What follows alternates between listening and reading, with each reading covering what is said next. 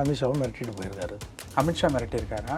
100%. எடப்பாடி ஒத்து வரலன்னா பீகார் சரியில்லை, எடப்பாடி மட்டும் இருக்க மாட்டேன், நீங்களும் சேர்ந்தா இருப்பீங்க. இந்த 40 நிமிஷம் மீட்டிங்கில் வந்து ஃபுல் அண்ட் ஃபுல்லாகவே மிரட்டல் தான். மிரட்டல் தான் அதிக அளவு கோவப்படுத்திருக்கு. பயணமே இவங்களை எச்சரிச்சுட்டு போகிறது தான், இறுதி எச்சரிக்கை கொடுத்துட்டு போகிறதா வந்தார். அந்த வேலையை செவ்வனே செய்தார். இதை புரிஞ்சுக்கிட்டு எடப்பாடி நேராக போகிறதுக்கு பயந்து புறக்கணிச்சிருக்கு.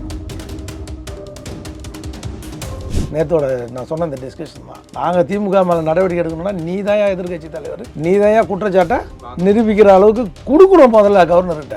நீ செய்ய மாட்டேன், ஆனால் நாங்களாம் அங்கே செய்யணும். ஊழல் குற்றச்சாட்டை யார் கொடுக்கணும்? அடுத்த அது எதிர்கட்சி தலைவர் நீங்கள் தானே கொடுக்கணும். நீ ஏன் கொடுக்கல? நேற்று வந்து காரசாமமாக இதெல்லாம் நேற்று நடங்கறியுது. இதுக்கு நீ நாங்கள் நடவடிக்கை எடுக்கிறோம், ஆனால் நீ முதல்ல 100 சீட்டுக்கு ஒத்துக்க. 100 சீட்டு 100 சீட்டுக்கு ஒரு சீட்டு கூட குறையக்கூடாது. குறைச்சா வேலுமணியை நீ கட்சிக்கு பொதுச் செயலாளர் ஆகுது. அந்த ஆள் இறக்கி விடு. அதுக்கு என்ன சப்போர்ட் பண்ணுமோ நாங்கள் பண்ணுறோம். அந்த ஆளுக்கு உள்ளே போட்டுறோம். டபுள் கேம் பிளேயர் அவர் யார்? எஸ்பி வேலுமணி. அதெல்லாம் நேற்று கட்ட வெளிச்சம் வந்து ஏற்றுமுள்ளே வேர்த்து விடுவிச்சு துண்டை தொடச்சின்னு தான் வந்தார்.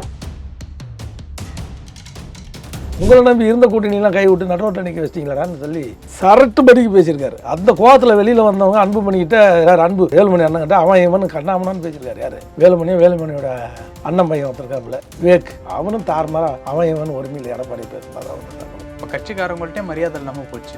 ஆமாங்க, இன்னைக்கு தேதி வரைக்கும் அசஸ் பண்ணலன்னா இது மாதிரி ஒரு முட்டாள்தனமான ஒரு முடிவை யாருன்னா எடுப்பாங்க. இவரோட சுயரூபத்தையும் விஸ்வரூபத்தையும் பார்த்துட்டு போயிட்டாரு.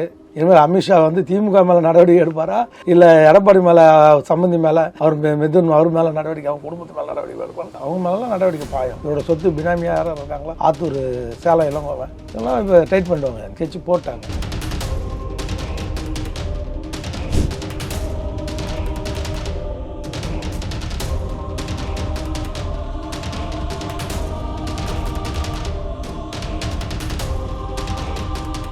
ரியலோ நேயர்களுக்கு வணக்கம். இன்று நம்மளுடைய நேர்காணலுக்கு திரு ஆவின் வைத்தியநாதன் அவர்கள் நினைச்சிருக்காங்க. சார் வணக்கம். வணக்கங்க சார். இப்போது ஸ்ரீரங்கம், புதுக்கோட்டை இந்த மாதிரியான இடங்களுக்கு உள்துறை தலைவர் அமித்ஷா அவர்கள் வந்து மீட் பண்ணிட்டு போயிருக்காங்க. நிறைய மீட்டிங்லாம் நடந்திருக்கு.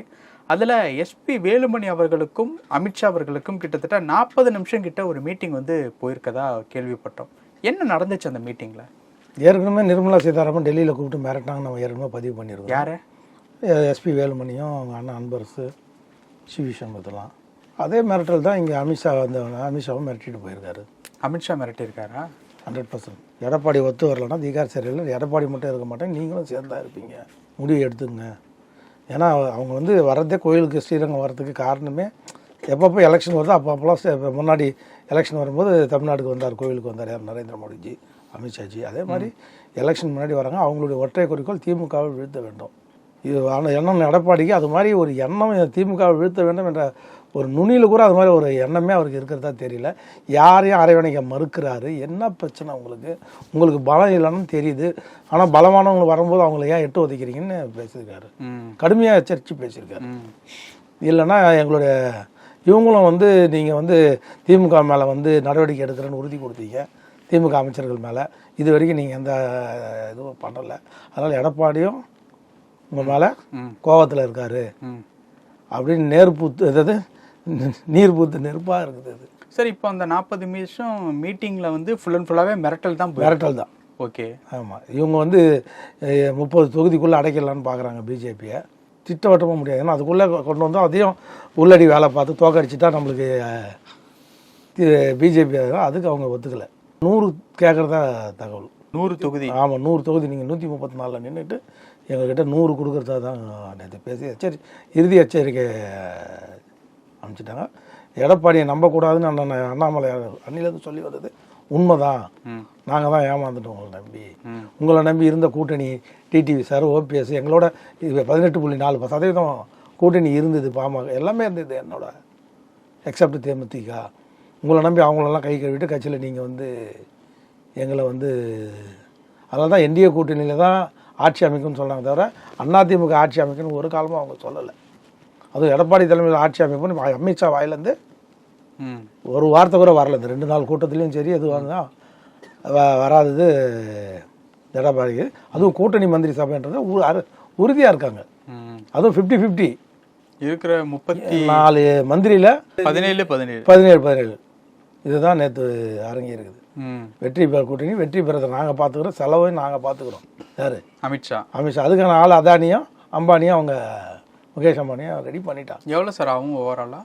அவங்க எஸ்டிமேட்டு ஒரு தொகுதிக்கு இப்போ 40 கோடி திமுகவோட எஸ்டிமேட்டு.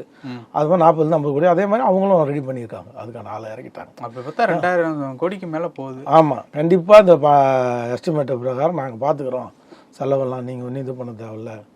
அப்படி இல்லைன்னா கூட்டணி முறிவுதான்றதை முறியும். ஆனால் நீங்கள் உள்ளே வெளியில் இருக்க மாட்டீங்க, உள்ளே போயிடுங்கன்றதை இறுதி எச்சரிக்கையாக அமித்ஷா நேற்று எச்சரித்து தான் போகிறேன். எப்படி 2 பேரையும் உள்ள தள்ள? அவங்களும் வந்து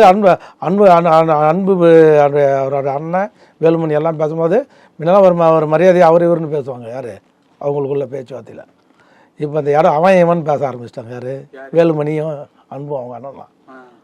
இந்த முட்டா பையனுக்கு ஒன்றுமே தெரிய மாட்டேதுன்னது, இந்த முட்டா பையனுக்கு ஒன்றுமே புரிய மாட்டேது எடப்பாடிக்கு. அவன் இவன் ஒருமையில் பேச ஆரம்பிச்சிட்டாங்க. அந்தளவுக்கு அவங்க கட்சிக்குள்ளேயே புகைச்சல் கிளம்பிட்டு தான் இருக்கு. இப்போது 2 பேரையும் உள்ளே தள்ளிடுவாங்க அப்படின்னா என்ன விஷயம் இருக்குது? கேஸ் இருக்குது. என்னென்ன மாதிரி? அவங்கள வந்து சொத்து குலைப்புகளுக்கு கேஸ் இருக்குது, அளவுக்கு அதிகமானது எடப்பாடி மேலே. அப்புறம் கொடநாடு கொலை வழக்கு கேஸ் வந்து எப்போ வேணாலும் சிபிஐக்கு மாற்றி அதை கொண்டு வரலாம், நோ மினிட்டு. அதனால தான் அவர் வந்து ஆளுங்கட்சி எதுக்கவே மாட்டுறாரு. இல்லைன்னா எங்கேயாவது திராவிட முன்னேற்ற கழகத்தினுடைய அஃபிஷியல் வாரிசு யார்? முத்து. அவருக்கு அதிமுக செயற்குழு பொதுக்குழுவில் இரங்கல் தீர்மானம் கொண்டு வராங்க. யார்? அண்ணன் எடப்பாடியார். செய்யலாமா? இப்போ எந்த அளவுக்கு அவர் திமுகவோட ஒன்றி அவர்னா அதிமுக வெற்றிக்கு பாடுபட்டுவரா, இல்லை அதிமுக தொண்டனா, இல்லை அதிமுகவோட வாரிசோட மகனா? அவர் கலைஞரோட மூத்த மகன். அவருக்கு அதிமுகவில் வந்து இரங்கல் தீர்மானம் பொதுக்குழு செயற்குழு எப்படிப்பட்டவர்களாக கொண்டு வராங்க. இப்போ இதெல்லாம் வந்து அமித்ஷாவை கோவப்படுத்திருக்கு, அதிக அளவு கோவப்படுத்திருக்கு. இந்த பயணமே இவங்களை எச்சரிச்சுட்டு போகிறது தான், இறுதி எச்சரிக்கை கொடுத்துட்டு போகிறது தான் வந்தார். அந்த வேலையை செவ்வனே செஞ்சார். இதை புரிஞ்சுக்கிட்டு தான் எடப்பாடி நேராக போகிறதுக்கு பயந்துன்னு புறக்கணிச்சிருக்காரு. ஏன்னா ஏற்கனவே பிரைம் மினிஸ்டர் வரும்போது இதே மாதிரி கேன்சல் பண்ணிவிட்டு சேலம் நிறைய இதை கேன்சல் பண்ணிட்டு போகலையா? கேன்சல் நான் ஒத்தி வச்சுட்டு போகிறோம், திரும்ப மறுநாள் வர ஆரம்பிக்குவேன். வேறுன்ட்டு போனால் நம்ம மாட்டிப்போம். அவரோட கேள்விக்கு பதில் நம்மளால சொல்ல முடியல. ஒரு கூட்டணி கூட இவரை நம்பி வரலைங்க.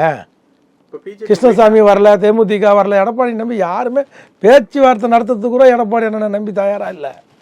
திரு எடப்பாடி அவர்களை நம்பி இது மாதிரி ஒரு கேவலமான சூழ்நிலை. பாரதிய ஜனதா இருக்கும்போது கூட ஐயோ இது என்னது வேந்தர் கட்சி வந்தது, ஏசி சண்முகம் கட்சி வந்தது, அவங்க கையில் அமமுக போச்சு, ஓபிஎஸ் உரிமை கழகம் போச்சு, உரிமை மீட்பு கழகம் போச்சு. இவங்களை நம்பி அரசனை நம்பி புருஷனை கை விட்ட கதை அதெல்லாம் அமித்ஷா சொல்லியிருக்காரு. உங்களை நம்பி இருந்த கூட்டணிலாம் கை விட்டு நடுவோட்ட நிற்க வச்சிட்டீங்களாடான்னு சொல்லி சரட்டு படிக்கு பேசியிருக்காரு. அந்த கோவத்தில் வெளியில் வந்தவங்க அன்பு பண்ணிக்கிட்ட யார்? அன்பு வேலுமணி அண்ணன்கிட்ட அவன் இவன் கண்ணாமனான்னு பேசியிருக்காரு. யார்? வேலுமணியோட அண்ணன் பையன் ஒருத்தருக்காப்புல. இது அதான் அன்புவோட பையன் விவேக். அவனும் தாறுமாறா அவன் இவன் ஒருமையில் எடப்பாடி பேசினதான் வந்து தகவல். இப்போ கட்சிக்காரங்கள்ட்டே மரியாதை இல்லாமல் போச்சு. ஆமாங்க, இருந்தாங்க ஒரு கலர் நிலவரத்தையும் அண்ணன் எடப்பாடியார் இன்னைக்கு தேதி வரைக்கும் அசஸ் பண்ணலைன்னா இது மாதிரி ஒரு முட்டாள்தனமான ஒரு முடிவை யாருன்னா எடுப்பாங்களா? முதல்ல ஜெயிச்சு மேலே போகிறதுக்கு வழியை பாரு, அதுக்கப்புறம் கூட்டணி மந்திரி சபையா இந்த மந்திரி சபையா அப்புறம் முடிவு பண்ணிக்கலாம். முதல்ல ஜெயிக்கணும் இல்லையா? முதலமைச்சராக நீ ஆகிட்டுக்கப்புறம் நீ சொல்கிறதானே வேத வாக்கு மக்களுக்கு. கூட்டணி கட்சிங்க நீ முதலமைச்சர் ஆவியாருன்னா அது ஆக விடாதுக்கு அவரே அவரை எல்லா விதமான தடுத்துக்கிறாரு. இன்னும் பிஜேபி இன்னும் 100 இல்லை, ஒரு 70 சீட்டு கொடுங்க. அவங்க கூட்டணிக்கு அவங்க கொடுத்துக்க போகிறாங்க. ஏற்கனவே இருந்த கூட்டணிக்கு அவங்க பிரித்து கொடுத்துட்டோம். ஒருவேளை வந்துட்டாங்கன்னா 50-50 கேட்குறாங்க. சார் வந்துட்டோம். இப்போ இன்னும் வராதுக்கு திமுக கூட நான் அருமையாக இருப்பேன். ஆனால் எதிர்கட்சியாக வரமாட்டேன் இந்த வாட்டி தாவ. நீங்கள் எப்பப்பெல்லாம் கூட்டணி 3வது ஜிகே மூப்பினார், தனியாக நின்னார். ராஜீவ்காந்தி சுற்றுப்பயணம் தமிழ்நாடுக்குள்ளே ஒரு மூளை முடுக்கு கிட்காராம எல்லாத்துலேயும் சுற்றினார். 27 வெற்றி பெற்றாங்க காங்கிரஸ் தனித்தே நின்று. ஞாபகம் 30 முதலமைச்சர்னு சொல்லி போனார். அன்னைக்கு யார் ஜெயிச்சுது? அதிமுகவும் ஜெயிக்கல, காங்கிரஸும் ஜெயிக்கல. ஜெயிச்சது யார்? திமுக. இது மாதிரி டிவைட் ஆச்சுன்னா கட்சி உடஞ்சாவே இவங்க நினைக்கிறாங்க சிறுபான்மை ஓட்டு இங்கே வந்துடும், இப்படி தான் தப்பு கணக்கு போட்டு இங்கே ஏமாந்தாங்க. எங்கள் காங்கிரஸ் மீண்டும் வந்தது எங்கள் தெலுங்கானாவில். ரேவந்த் ரெட்டி எப்படி ஜெயிச்சார்? அப்படிலாம் இல்லை, ஜனங்க ஓட்டு போடணும்னு முடிவு பண்ணால் மொத்தமாக ஓட்டு போடுவோம். ரேவந்த் ரெட்டி ஜெயிச்ச மாதிரி பிஜேபிக்கு பிடிக்காது, சிறுபான்மை நம்மளுக்கு ஓட்டு போட மாட்டான், பெரும்பான்மை நம்மளுக்கு ஓட்டு போடுவான், இப்படிலாம் தப்பு கணக்கே போடாதீங்க. இதுக்கு தெலுங்கானா சிறந்த உதாரணம். மீண்டும் அங்கே காங்கிரஸ் எப்படி வந்தது? இவர் அந்த கணக்கு தான் போட்டார். தெலுங்கு தேசத்தில் வந்த சந்திரசேகர ராவ் படுதோலி அடைஞ்சார். கரெக்டு தானே? அது மாதிரி நிலைமை இங்கே வந்துடும். பிரிகிறதுனால விஜய் பிரிகிறதுனால திமுக ஓட்டு டைலூட் ஆகாது. அனைத்து இந்திய அண்ணா திராவிட முன்னேற்ற கழக ஓட்டு தான் குறையும். அவங்களோட ஓட்டு சதவீதம் தான் பின்னுக்கு தள்ளப்படும். அதிமுக வீழ்ச்சியை நோக்கி போயிட்டு இருக்குது. டே பை டே ஒருத்தரா நம்ம கட்சியை இயக்கத்தை விட்டு போயிட்டே இருக்காங்க. அதை தடுத்து நிறுத்தின வேலை குறைஞ்சபட்சம் வேலையை கூட அண்ணன் எடப்பாடியார் பார்க்க மாட்டாரு. யாரை பார்த்தாலும் பயப்படுறாரு. ஒரு தகுதியே இல்லாத ஒரு தலைமையை வந்து மேலே நிப்பாட்டினது தியாகத்தலைவி சின்னமாக பண்ண மிகப்பெரிய தப்பு. சார், இப்போ அந்த மீட்டிங்கில் இந்த மிரட்டல், கூட்டணி ரிலேட்டபிளான விஷயம், ஜெயிச்சு வந்தால் கேபினெட்டில் இடம் கொடுக்கணும், இந்த மாதிரியான விஷயங்கள் மட்டும்தான் போயிருக்கு. ஆமாம், ஓகே. சரிபாதி இடம் கொடுக்கணும். இடம் மட்டும் 50-50 தான். ஒருவேளை நிதித்துறை இந்த மாதிரியான இடங்கள்ல இவங்க வந்துட்டாங்க உட்காருவாங்க. டெப்டி சிஎம் 2 சிஎம் கேட்பாங்க. அதுக்கு தான் பணியை வைக்கிறதுக்கு தான் வந்தார். இவரோட சுயரூபத்தையும் விஸ்வரூபத்தையும் பார்த்துட்டு போயிட்டார். இனிமேல் அமித்ஷா வந்து திமுக மேலே நடவடிக்கை எடுப்பாரா, இல்லை எடப்பாடி மேலே சம்பந்தி மேலே அவர் மிதுன் அவர் மேலே நடவடிக்கை, அவங்க குடும்பத்து மேலே நடவடிக்கை எடுப்பாங்க. எடப்பாடி சம்பந்தினா எப்படி? இந்த பிஎஸ்ஆர் கான்ட்ராக்டர்லாம் இருக்காங்க, ராமலிங்கம் சம்பந்திங்க இருக்காங்க 2-3 பேர். அவங்க மேலாம் நடவடிக்கை பாயும். இவரோட சொத்து பினாமியாக யாரும் இருக்காங்களா, ஆத்தூர், சேலம், இளங்கோவன், இதெல்லாம் இப்போ டைட் பண்ணுவாங்க. நீலேருந்து ஸ்கெட்சு போட்டாங்க. அதனுடைய வெளிப்பாடு தான். நீங்கள் இது வரைக்கும் கவர்னர்கிட்ட லெட்டர் கொடுத்தீங்களா? யார் இன்னைக்கு கவர்னரை மீட் பண்ண போகிறாங்க, புரியுதுங்களா இல்லையா? அவர் என்ன கேட்டார் எடப்பாடி அமித்ஷா, நடவடிக்கை எடுன்னா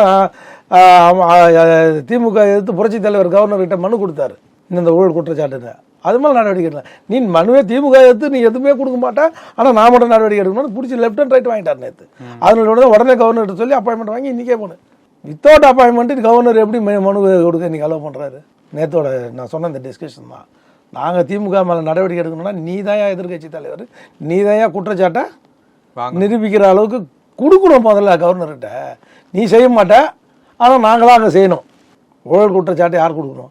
அடுத்து அது எதிர்கட்சி தலைவர் நீங்கள் தானே கொடுக்கணும். நீ ஏன் கொடுக்கலன்னு நேற்று வந்து கார சம்பவமாக இவர் கொடுத்தாருன்னா அவங்க கொடநாடு வழக்கை கலர போகிறாங்க. இன்றைக்கி கொடுத்த மறுநிமிடமே கொடநாடோட வழக்கு ஸ்பீடு புரியும். நடக்கவே இல்லையா பாருங்கள். நீ வந்து நைஸாக என் மேலே பாலை தள்ளிட்டு நீ பண்ண அதெல்லாம் அமித்ஷா வந்து குஜராத்துக்காரனுங்க அதெல்லாம் சர்வசாதாரணமாக இவனுங்களா இந்த மாதிரி 150 எடப்பாடியை பார்த்துருக்குறானுங்க அவனுங்களாம். நீ முதல்ல கம்ப்ளைண்ட் கொடுறான்ட்டான் கவர்னர்கிட்ட. அப்பாயின்மெண்ட் உடனே அங்கேருந்து போன வச்சு அப்பாயின்மெண்ட். வேலுமணி வருவார், எடப்பாடி வருவார், நாளைக்கு அப்பாயின்மெண்ட் கொடுத்து யார் அமித்ஷா உடனே அப்பாயின்மெண்ட்டு. நாட் ஈவன் 24 ஹவர்ஸ் கூட இல்லை, 24 ஹவர்ஸ் முன்னாடியே அப்பாயின்மெண்ட்டு. இதெல்லாம் நேற்று நடங்கறியுது. இதுக்கு நாங்கள் நடவடிக்கை எடுக்கிறோம், ஆனால் நீ முதல்ல 100 சீட்டுக்கு ஒத்துக்க. 100 சீட்டுக்கு ஒரு சீட்டு கூட குறையக்கூடாது. குறைச்சா வேலுமணியை நீ கட்சிக்கு பொதுச் செயலாளர் ஆகு, அந்த ஆளை இறக்கி விடு. அதுக்கு என்ன சப்போர்ட் பண்ணுமோ நாங்கள் பண்ணுறோம், அந்த ஆளுக்கு உள்ளே போட்டுறோம். இதெல்லாம் நேற்று வந்து வேலுமணியே எடப்பாடி மேலே இது வரைக்கும் வேலுமணி என்ன ட்ராமா பண்ணியிருந்தாருன்னா, இந்த பக்கம் எடப்பாடிகிட்ட கூட்டணி வேணாம், அவங்க கேட்கறத கொடுக்கூடாதுன்னு ட்ராமா பண்ணுறது, அங்கே போய் இந்த எடப்பாடி வயசு என்ன உட்காருங்கன்றது. இது நேற்று எல்லாம் பட்டவர்த்தனமாக தெரிஞ்சிச்சு வேலுமணி வந்து. அதனால தான் வேலுமணிக்கு மட்டும் அப்பாயின்மெண்ட் கொடுத்து கிளி கீச்சு அமிச்சார். டபுள் கேம் பிளேயர் அவர் யார், எஸ்பி வேலுமணி. அதெல்லாம் நேற்று வெட்ட வெளிச்சம் வந்து ஏற்றுமுள்ளே வேர்த்து விடுவிச்சு துண்டை தொட்சின்னு தான் வந்தார். இதுதான் நேற்று நடந்தது. சார், இப்போது இருக்கக்கூடிய ஒரு சுச்சுவேஷன் படி பார்த்தோம் அப்படின்னா கருத்து கணிப்பு வந்திருக்கு. முதலிடம் திமுக, 2வது இடம் டிவிகே, 3வது இடம் அதிமுக. அந்த சுச்சுவேஷன்ல தான் இப்போ இருக்கா? ஈரோடு இப்போ அவங்க வந்து சீமான் கூட போட்டி போடுது. இப்போ அதிமுகவோட சோதனை பாருங்கள். யாரோட போட்டி? 3வது இடம் சீமானுக்கா அதிமுகக்கா? அவங்க 2 பேரும் சேஃப்டியாக 2 சேஃப் பிளேஸுக்கு போயிட்டாங்க, நகர்ந்துட்டாங்க. ஃபஸ்ட்டு செகண்டு 3வது இடம் யாருன்னு போட்டிப்பா அதிமுக. இந்தியாவிலே மிகப்பெரிய கட்சி அனைத்து இந்திய அண்ணா திராவிட முன்னேற்ற 3வது இடத்துல அம்மா வச்சுட்டு போகிற கட்சியை இன்றைக்கி எதை வந்து நடு ரோட்டில் நிறுத்தி இன்றைக்கி வந்து ஒரு கூட்டணி கூட வராமல் ஒருத்தங்க கூட வரலைங்க. அதுதான் அமித்ஷா நேற்று கேட்டார், ஏன்டா அவங்களோட ஒருத்தங்க கூட கூட்டணி வரல, எங்ககிட்ட இருந்த கூட்டணி உங்களால் கைட்டு விட்டோம், நீங்கள் கூட அவருக்கு பார்க்கக்கூடாது, அப்பாயின்மெண்ட் கொடுக்கக்கூடாது, பிரைம் மினிஸ்டர் பார்க்கும்போது அமித்ஷா வந்து அப்பாயின்மெண்ட் கொடுக்கக்கூடாதுன்னு சொல்லி எல்லாம் பண்ணீங்க, நீங்கள் சொன்னதெல்லாம் சேர்ந்தோம், நீ எங்கே நிற்கிறேன்னு சொல்லி நேற்று உளவுத்துறை ரிப்போர்ட்டை மூஞ்சி மேலே அடித்து காமிச்சாங்க. 3வது இடமா 4வது இடமா அவங்க தான் சொன்னார். யார் தம்பி தளபதி விஜய் என்ன சொன்னார், கண்ணு கெட்டின தூரம் இல்லாத ஒரு கட்சியை போய் என்ன ஏன் விமர்சனம் பண்ண சொல்கிறீங்கன்னு யாரை குறிப்பிட்டு சொன்னார்? அனைத்து இந்திய அண்ணா திராவிட முன்னேற்றம் தான் சொன்னார். களத்திலே இல்லாத கட்சியை நான் எதுக்கு விமர்சனம் பண்ணி வீணாக என்னோட எனர்ஜியை வேஸ்ட் பண்ணணும்?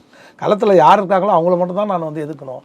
இதெல்லாம் வந்து அவருக்கு புரியணுன்றதுக்கு தான் தம்பி விஜய் வந்து தெளிவாக கலை நிலவரத்தை அப்படியே ஃபோட்டோ மாதிரி ஃபோட்டோ பிரிண்ட் போட்டு கையில் கொடுத்தார், ப்ளூ பிரிண்ட் போட்டு கையில் கொடுத்தார். அப்போவாது உங்களுக்கு சூடு சொரணை எதனா வந்து யாராவது அரவணை இந்த சின்னம்மா காலில் கையில் வந்து வாங்கம்மான்னு சொல்லி அவங்களுக்கு ஒரு அவைத்தலைவரோ இல்லை ஒரு பொருளாளரோ இல்லை துணை பொதுச் செயலாளரோ ஏதோ ஒரு பதிவை கையில் கொடுத்து அவங்களுக்கு நேரம் உள்ளே கொண்டு வந்துருக்கணுமா இல்லையா? இந்த சரிவு ஏதாவது ஒருத்தன் போயிட்டே இருக்கிறான் வெளியில். இப்போ அடுத்து ஓபிஎஸும் வைத்தியலிங்கமும் போகிறாங்க. இதை தடுத்து நிறுத்தணும்னா என்ன பண்ணணும்? தியாகத்தலைவி சின்னம்மா சசிகலா மேடம் இன்னாரும் நீ கையில் வந்து உள்ளே கொண்டு வந்ததுன்னா அவங்க ஜர்க்காய் நிற்பாங்க. நேற்று டிடிவி செயற்குழு பொதுக்குழுவில் மிக தெளிவாக டிடிவி அண்ணன் சொல்லிட்டாரு, எங்கள் அண்ணன் தெளிவாக சொல்லிட்டார் என்னான்ட்டு, எங்களுக்கு ஆட்சியிலும் அதிகாரத்திலும் பங்கு கொடுக்குற இயக்கத்தில் தான் தாவேக்கான்னு பேரை சொல்லியே தவிர கூட்டணி மந்திரி சபையில் இருக்கிற கட்சி தான் போவோம். அமமுக கூட்டணி மந்திரி சபையில் இடம் பெறணும். திமுக கூட்டணி மந்திரி சபை கிடையாது, அதிமுக கூட்டணி மந்திரி சபை கிடையாது. அப்போ யார்? இந்த ஒன்லி ஒன் பார்ட்டி தாவேக்கா தான். அதில் தாவேக்காவில் போகிறன்றதை பகிரங்கமாக இண்டிகேட்டர் போட்டு நேற்று தஞ்சாவூர் செயற்குழு பொதுக்குழுவில் அவர் டிக்ளேர் பண்ணிட்டார். நான் ஏற்கனவே நம்ம சொன்னோம், பதிவு பண்ணது தான். திரைக்கதை, வசனம், டைரக்ஷன் அண்ணாமலை, டிடிவி சார்னு சொன்னோமா இல்லையா? இவங்கெல்லாம் செங்கோட்டையன் அனுப்பிச்சி வச்சது யார்? TTV sir. ஓபிஎஸ் அனுப்பி வைக்கும் போது யார்? TTV sir. கடைசி அந்த கமாண்ட்மெண்ட்டில் யாரை போகிறது? TTV sir. தாவேக்காவோட கூட்டணி உறுதி பண்ணி 20 சீட்டு அவங்க உறுதிப்படுத்திட்டாங்க. யார்? டிவிக்கு. ஆமாம், டிவிக்கு. அது டிடிவி சாருக்கு 20 சீட்டும் 3 மந்திரி சபையில் 3 சீட்டு மந்திரியும் தரதை தெளிவாக பேசி முடிச்சிட்டாங்க. ஆட்சிக்கு வந்தால் 3 மந்திரி, 20 சீட்டு, அதுவும் அவர் கேட்குற 20 சீட்டு. சேஃப் கம்பார்ட்மெண்ட்டு போன வாட்டி 13 சீட்டு கேட்டார் அமித்ஷா லீலா பேலஸ் ஹோட்டலில் எடப்பாடிகிட்ட 2021 கொடுத்துருந்தா எடப்பாடி முதலமைச்சராக இருப்பார். கொடுக்கல. இந்த வாட்டி 7 சீட்டு கொடுத்து கூப்பிட்டு உள்ள எல்லாம் பேசி முடிச்சுட்டாங்க. தை பிறந்தால் அஃபிஷியல் டிக்ளரேஷன் பொங்கல் அன்னைக்கு பொங்கல் செய்தி முன்னாடி வருதோ இல்லையோ இந்த செய்தி முன்னாடி நம்ம பார்க்க போகிறோம். அதே மாதிரி இவருக்கு 12 சீட்டு. யாருக்கு? ஓபிஎஸ்க்கு. அவங்க 10ன்றாங்க, இவங்க 12 கேட்குறாங்க. அது முன்ன பின்ன பேசி அவங்க ஓபிஎஸ் டிடிவி சாருக்கு வந்து பட்டி தொட்டியெல்லாம் வந்து கிளைக்காலுங்க இருக்குது. விஜய்க்கு இல்லாத ஒரு விஷயம் யார்கிட்ட இருக்கிறாங்கன்னா டிடிவி சார்கிட்ட இருக்குது. அதுதான் என்ன சொல்கிறாங்களே கேட்குது, ஓட்டுச்சாடியில் உட்காருறது, இப்போ பூத்தில் உட்காருறது, போகிறது வர்றது எல்லாமே அவங்க கையில் இன்டாக்டடாக இருக்குது டிடிவி சார்கிட்ட. அவர் வந்து சேர்ந்தாங்கன்னா இவங்க கையில் இல்லை. எப்படி செங்கோட்டையன் சேர்ந்தவொன்னே ஒரு பலன்னாரோ இந்த பக்கம் டிடிவி சார்னா டிடிவி சார் வந்தாருன்னா தேரை வந்து சாரதியாக அந்த இயக்கத்தை வழி நடத்திடுவார். எதை? தாவேக்காவை வெற்றி கூட்டணி எடப்பாடியை ஒழிச்சு கட்டுறதுல மிகப்பெரிய சாத்திரியம் அவர்கிட்ட இருக்குது. தீர்க்கதரிசியும் கூட டிடிவி சார். பல விஷயங்கள் பேசணும். நேரத்துக்கு